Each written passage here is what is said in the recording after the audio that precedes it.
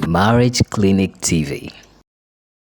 Hi viewers, welcome to another edition of Marriage Clinic Live. How are you today? I remain your host, Marla Hanopu. Thank you so much for joining me today on this edition of Marriage Clinic Live. Happy Sunday to each and every one of us. And I would like to say a big thank you to all our followers on our YouTube channel, our followers on our Facebook group page, and on all our other platforms. Thank you so much for always joining us, for always following us.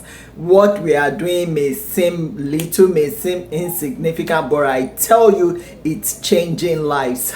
I tell you, it's transforming homes.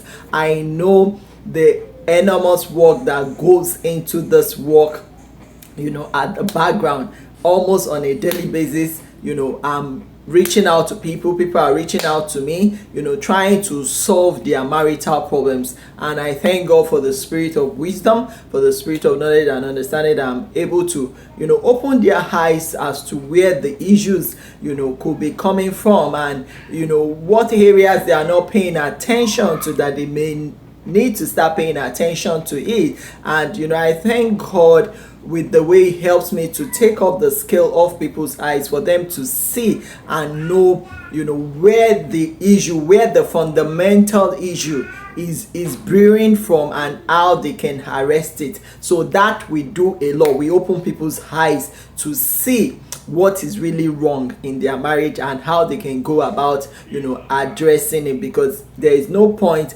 trying to address the fruit when the root of the matter has not been addressed. It's only a matter of time that it will still, that issue will still reoccur. Why? Because you are not addressing the root of it, the fundamental cause of it. So I would like to say thank you to all our followers. Thank you so much, everyone supporting or giving to this work. We say thank you. Those that don't have anything to give, we also thank you. Thank you, thank you, thank you, thank you. I celebrate us all. So today I would like to talk about predominant issues in marriage, that will often arises. Predominant issues in marriage that will often arises, and that married people or married couple must learn to navigate, or they must understand how to go through them. These are predominant areas. These are things that will usually happen in any marriage, whether you are married to a king, to a princess, or to a queen, or to whoever, or to the rich, to the poor. This is common, is predominant in every marriage. This is common to all. So I'm going to be talking about those things today, and how we may address some of these predominant issues that arises in marriage. So number one predominant issue that I see people complain about a lot in marriage, and I mean it's a serious issue, and that's the issue of finances, money. That's number one. There are other ones, but that's the first one, the issue of money. The way women are wired, the way women are being created, we don't like suffering, we like comfort, we like our enjoyment, we like security, we like assurance, we like we just like to be comfortable, and we don't like to see our kids suffer. So men need to understand this, and as a matter of fact, women also need to understand that even though men are men, they are bony men, or they have strength and energy, they also have their breaking point, or they have their limit. There's a point they too can get to, that it's like they may sink into depression. So in as much as you want your man to provide, you want them to provide, you as the woman, you need to be observant. You need to observe, you need to pay attention to your family finances, to the man that you marry. You need to know, okay, so this man, is his earning even enough to meet our needs? Is his earnings enough to meet our needs? Talk less of our want. All these things I'm asking him to do, that I'm asking from him, can he really afford it? Can his earnings cover it? So yesterday someone was speaking to me about how he earns only 130,000, but his wife will be asking him to do things worth 800k, things worth 1 million. But she knows that all he earns is 130k, and he said that 130k, that half of it goes to transportation of himself to work, transportation of his kids to work, And I'm like, is it that your wife doesn't know how much you earn? Is it that she's not sensitive or observant as to what that amount of money can afford for the needs of the family? So you, as a woman, you need to be sensitive to your husband. You need to know how much this man earns, how much what he earns can meet as a needs. And if you know all of this, then you need to come to terms with the fact that, okay, maybe he's not able to do everything that you want, and that's the honest truth. Because he is not God, he may not be able to do everything that you want. So what should you do as a woman? One of the things you need to do to help your family finances. Now, you are not helping the man, because some people will say, oh, I'm helping him, we are doing 50-50, I'm helping him. That is a wrong mindset. You are not helping the man. You are only supporting your home. You are supporting your family finances. You are contributing to your family prosperity. That is the mindset that I have towards these things. It's my home. It's my family. It's my marriage. My husband always says something, that this marriage is what we make out of it, is what we make it to be. So if I'm thinking that my working or my earning or my contributing financially is to help him alone, then I may be getting it wrong. It's also to help the family finances, to help the family prosperity, because I know that if there is abundance in the home, when there is abundance in the family, the children will enjoy it. I myself, I will enjoy it. My husband will enjoy it. And when my husband too is able to to provide, he may not be able to provide everything, but the 90% is able to do. The 70%, the 50%, I don't know what your husband is able to do. You should first of all be grateful for that. Be grateful for that. Don't complain that he's not doing it. Be grateful that he's even able to do 50%, 70%, 90%. Because I tell you, there are some women out there, and I still spoke with one during the week who told me that the husband has lost his job for the past 2 years, and she is the one solely responsible for school fees, for feeding, for paying the house rent. And I tell you, there are many women out there doing that. So when you still have a husband that is still doing something, that is bringing something to the table, that is still making effort to pay rent, still making effort to pay children's school fees, I tell you, you have a gold in your hand and you don't know it. Try as much as possible to appreciate all those little effort, because even Bible says that we should not despise our days of little beginning. There will always be days of little beginning. We also did not start like this. We have our own days of little beginning. I also have my own days of little beginning. I didn't just amount to this overnight. It's little steps, little attitude of gratitude, with what God gives to me and what I do with it, what I make of it. And before I know it, another bigger breakthrough comes, another bigger blessings come. That is how it works. Gratitude is very important. Be grateful to God. Be grateful to that spouse. Thank him. Then while you are doing that, you need to think of what you can do to be productive. You have to do something to be productive. Think of what you can do. You can do business. Think of what you can sell. Online business is growing so much now that these days that you can put something on and you can sell. Some people sell through Instagram, some sell through Facebook, some sell through TikTok. People have stores online that you can sell. You can do other things. You can learn vocational skills. Don't wait until you have a certificate in your hand before you become productive. You may be doing that degree. You may be studying for that education. But while you are doing that, make sure that you have something that you can use to convert immediately. Make sure you have something you can convert. You can use to convert immediately to money. When you need the resources, you should have something you can do to convert it to money. money.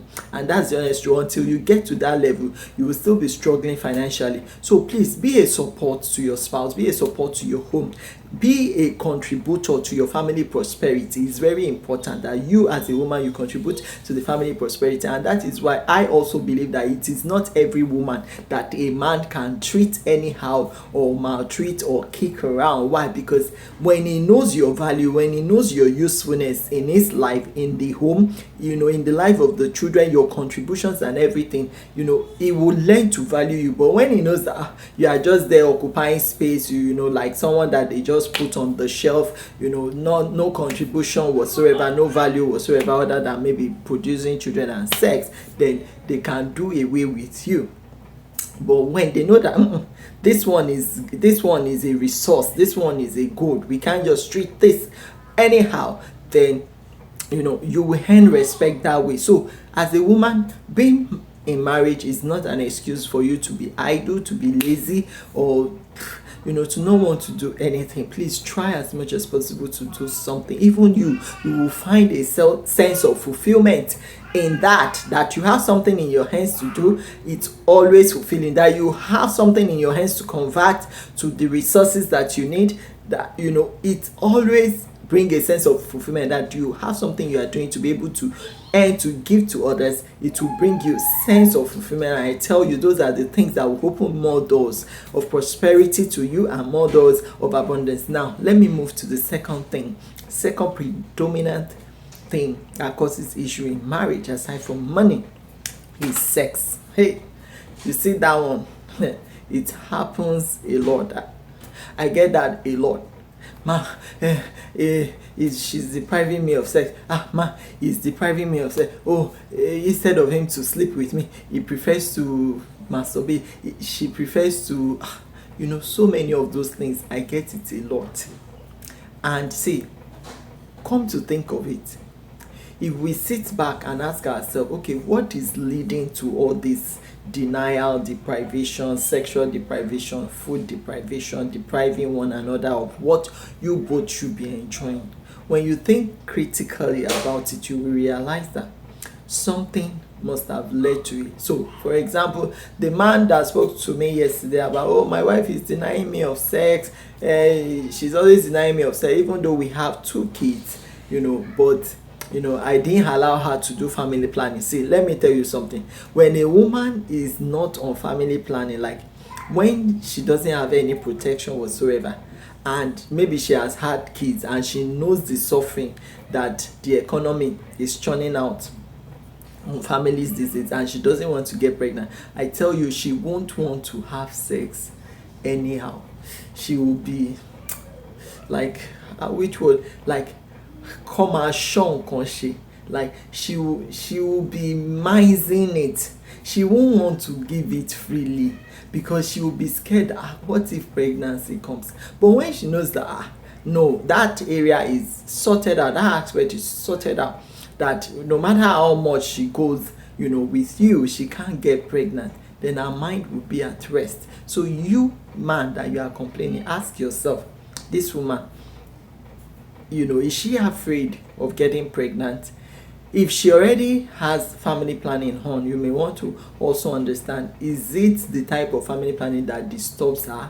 Maybe it's disturbing her health, because I know some people that when they go for a particular family planning, the woman start falling sick, she become anemic, they start saying she's losing blood, some will say they are getting fat, some will say they are losing blood, all sorts. So the one she has, is she comfortable wearing that? Is she comfortable with that? Now, if that has been addressed, then you want to ask yourself, okay, so why is she depriving me? Why is she denying me? Or could it be that she's unhappy in the marriage? So what is it that you are doing that is making her unhappy? Although our unhappiness may not be as a result of what you are doing, because there are some women that are also very, very, and I mean, they can be toxic. That is the honest truth. It has nothing to do with the man's attitude or the man's behavior. It's just our own moods or our own attitude, that is causing our unhappiness or bringing our unhappiness. So that is a different case. So you need to be able to understand what is causing it. Are you trying your best? Are you meeting our needs? Are you to an extent, are you caring for her? Then another thing is, are you the type that waits until it's time for sex before you start showing care and affection to your wife or to your husband? If that is the case, I tell you, it won't be encouraging. Now, when even those times that you don't want sex from them, how caring are you? The words that comes out from your mouth, is it loving? Do you show care? Do you touch them as much as possible? Do you hug?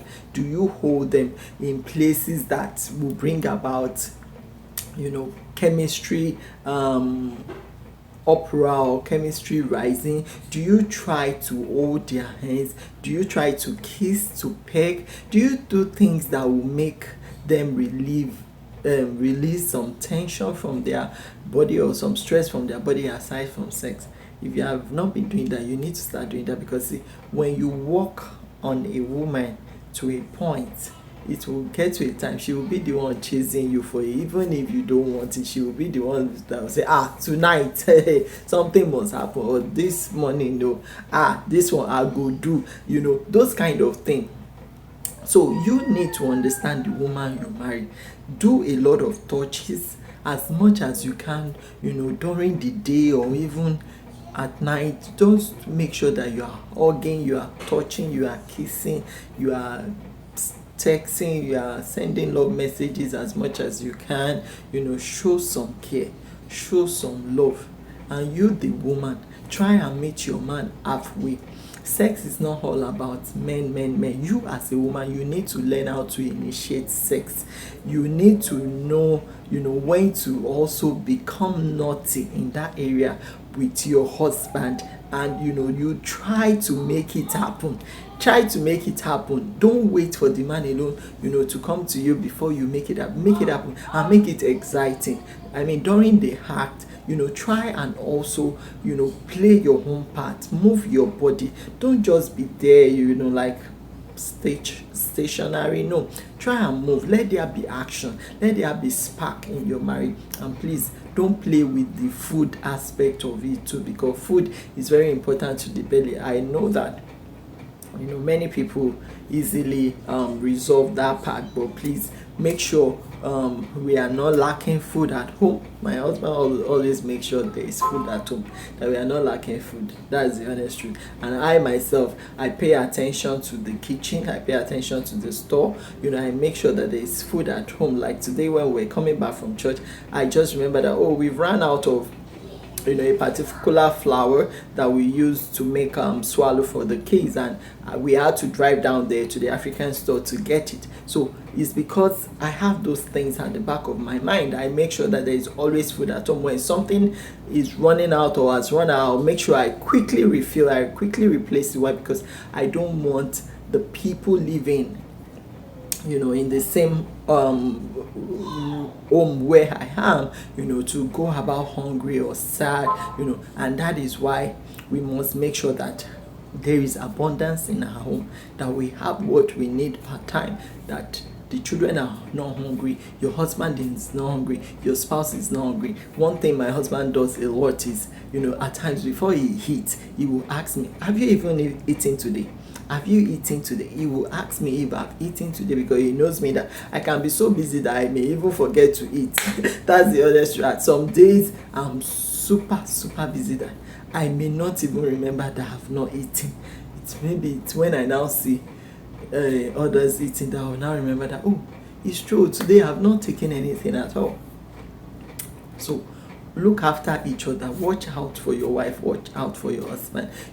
That sex aspect, stop denying your wife sex, stop denying your husband sex, because you guys need it. You need it to bond. You need it. It's not only for producing children. And please, once you have 2-3 children, I think it's enough. Put a stop to it and use the rest of the years to enjoy each other, because your life should not only be about children in the marriage.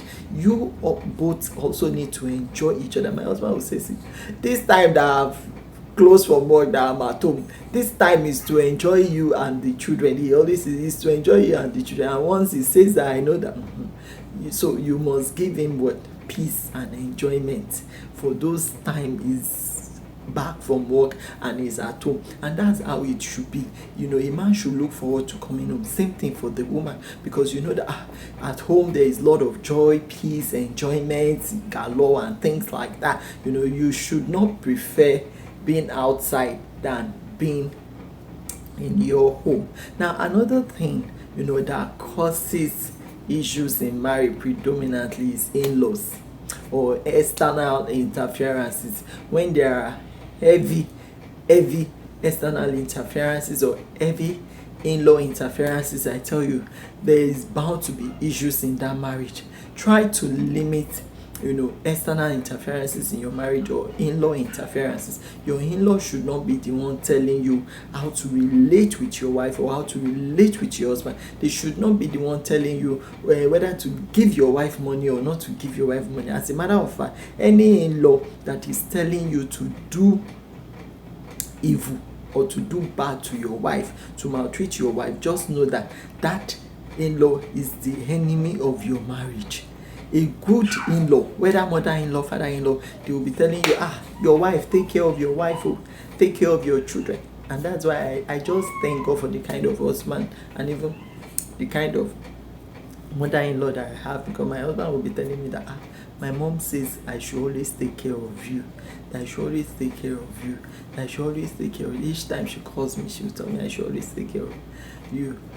So those are good mother-in-law. It's not the type that will say, my mommy told me that I should slap you, I should beat you very my mommy told me that I should show you pepper, that you dare not talk to me like As in-laws, we should be working to bring the couples together, help them resolve their issues amicably, and if you cannot help them, leave them alone. Don't give an advice that will break them apart, except if it's obvious that there is a threat to life. Then you can now step in and apply force to take out one from the place when you see that there is a threat to life. Otherwise, if there is no threat to life, if it's just all this little disagreement, misunderstanding, there are things that you should help them to outgrow or to overcome, and come out of it. So please don't let in-laws dictate to you how to treat your wife, how to treat your husband, how to treat your children, how to raise them. Have a plan for yourself.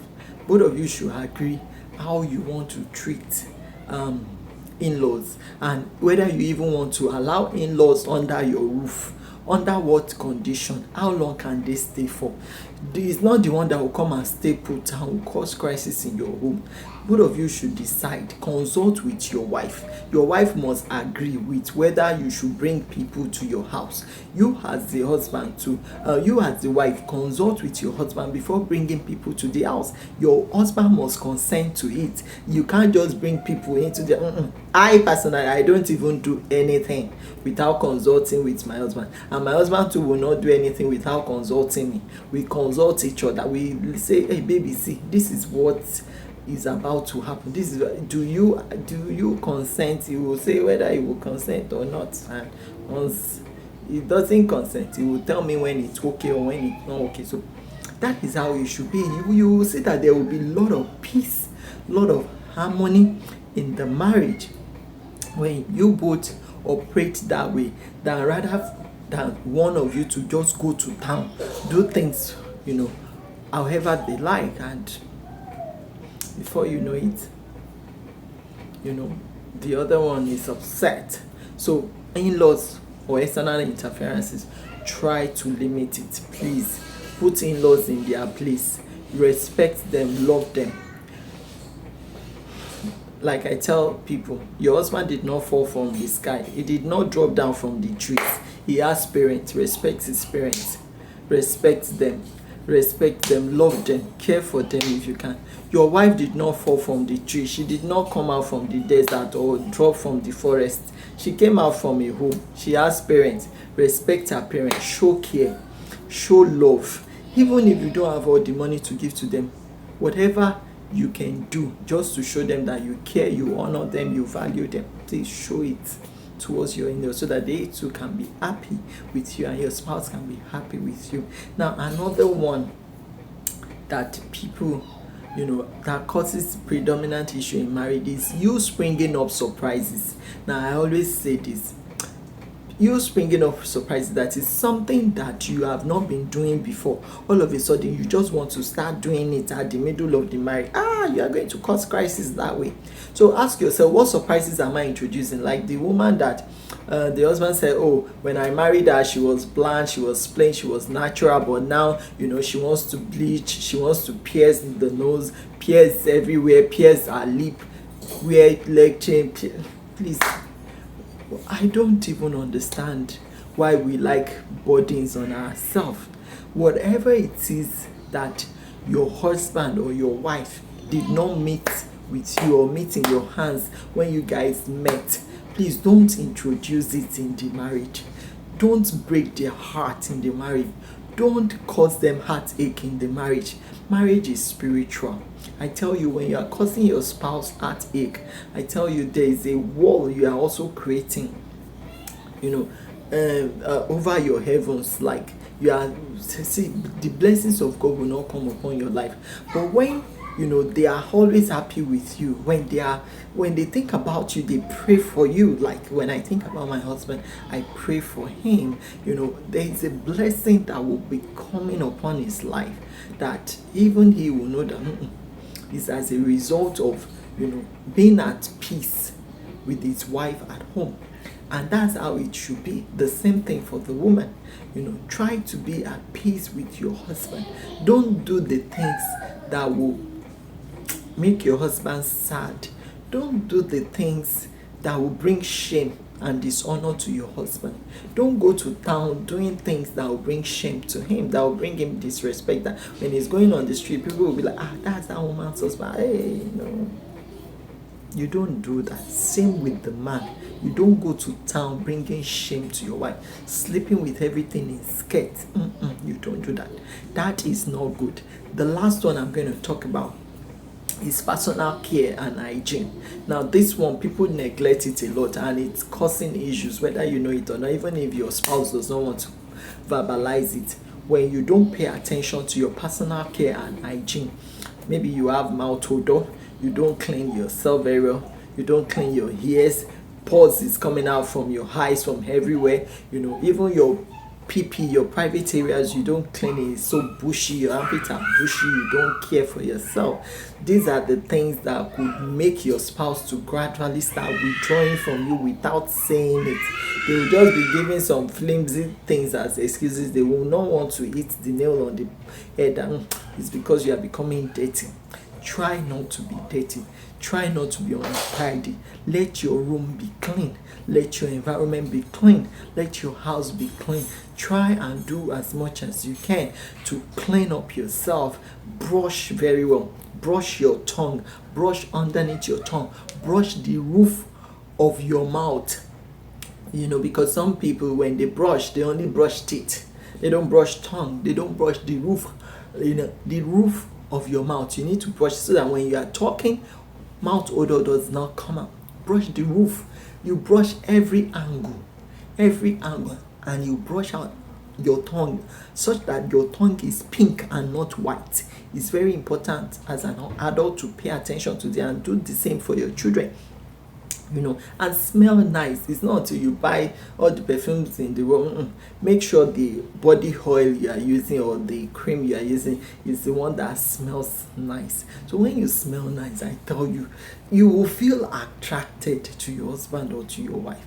When everywhere is clean, and there's this heavenly feeling in the air, I tell you, your husband would want to draw you close. Your wife, will also want to have you, wants to be with you and spend time with you. But when there's dirtiness, there's smell, there's odor, then it won't go down well. So please, let's pay attention to all these things, because these are predominantly things that causes issue in marriage, that silently break the home, silently introduces cracks, silently makes things to fall apart, silently makes spouses to withdraw from each other. Let there be trust. Do things in harmony. unity. Carry each other along, consult each other. I can't say that one enough. Consult each other. Don't spring all surprises. Don't do something that your wife is not aware of. Don't do something that your husband is not aware of. Stop springing on surprises. Carry each other along. So I would like to stop here now, because if I keep going, I'll keep going and going and going and going and going. So I would like to stop here now. I remain your host, Molai Han Oputi. Please don't forget to give us a like, leave us a comment. What do you think? And I will see you again next week. Till then, see.